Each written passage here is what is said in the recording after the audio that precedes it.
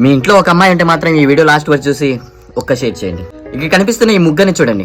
ఆ ముగ్గురు ఏం చేశారు తెలుసా?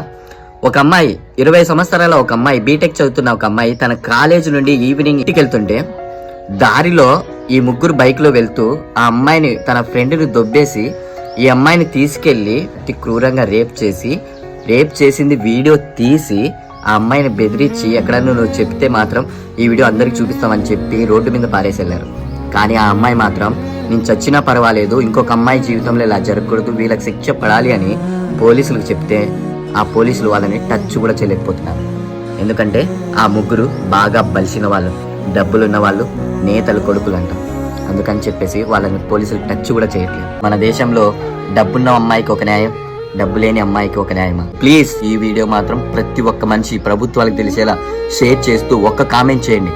కామెంట్ బాక్స్ లో సేవ్ గర్ల్స్ అని చెప్పేసి ఒక కామెంట్ చేసి వెళ్ళండి.